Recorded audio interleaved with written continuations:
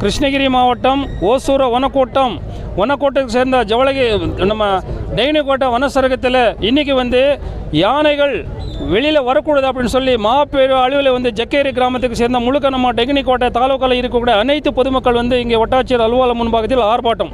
இதுக்கு காட்டிலேருந்து வெளியே வரக்கூடிய யானை வந்து நம்ம விவசாய நிலத்தை சாப்பிடுறதல்லாத நம்ம விவசாயிக்கு சரியான முறையில் இழப்பீடு கிடையாது.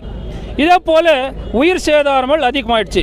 போன 10 நாளுக்கு முன்னாடி வந்து ஜக்கேரியில் ஒரு அம்மா வந்து பகலில் 12 மணியில் ஒரு உயிர் சேதாரம்.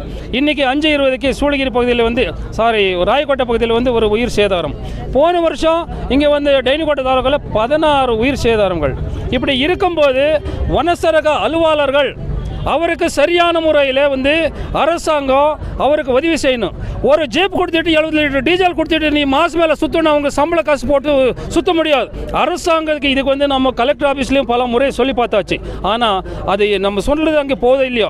ஒரு ஜீப்புக்கு 70 லிட்டர் டீசல் கொடுப்பாரு, ஒரு வண்டி கொடுப்பாரு, ஒரு அலுவலகத்தில் 4 பேர் வேலைக்கு இருப்பார், தடுப்பு வேட்டை காவலர்களை வைத்துக்கொண்டு ஏதோ கூலிக்கு ஆட்டம் போடுது நம்ம அரசாங்கம். இப்படி இருக்கும்போது இது அரசாணையை மாற்றி மக்களுக்கு நியாயம் செய்யணும் அப்படின்னு சொன்னால் இந்த மாதிரி மக்கள் வந்து தெருவில் நிற்கணும். அப்படின்னா காரணம் என்னன்னா நம்ம மாநில அரசாங்கம் தான்.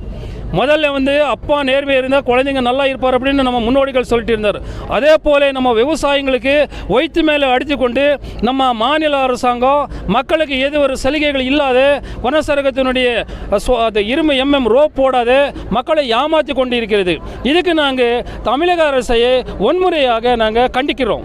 இதுக்கு முன்னாடி எல்லாம் இதே மாதிரி தான் இதுக்கு முன்னையும் பல விவசாயிகள் வந்துட்டு யானையால் அடிபட்டு உயிரிழக்கும் போதும் இதே மாதிரி ஒரு போராட்டம் வந்து நடத்துறீங்க. இது பேருக்காக போராட்டமா இல்லை எதுக்காக போராட்டம்? இது பேருக்கு போராட்டம் கிடையாது, நம்ம உயிர்களை காப்பாற்றிக் கொள்றதுக்காக போராட்டம். இது மகாராஷ்டிராவில் வந்து ஒரு உயிர் சேதாரமான ஒரு மாணவருக்கு வந்து 25 லட்சம் ரூபாய் இழப்பீடு கொடுக்குறாரு. அது 4 மாதத்துலேயே அரசாணை வெளியாகிருக்குது. கர்நாடகா மாநிலத்தில் 15 லட்சம் கொடுக்குறாரு.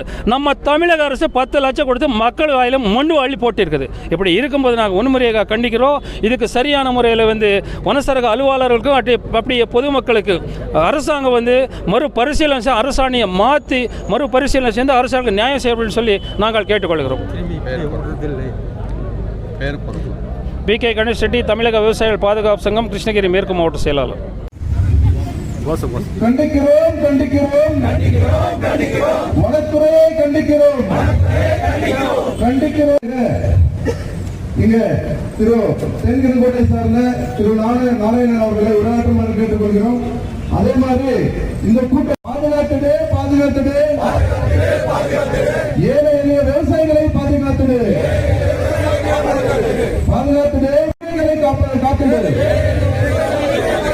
இது ஆர்ப்பாட்டம் அல்ல, எச்சரிக்கை.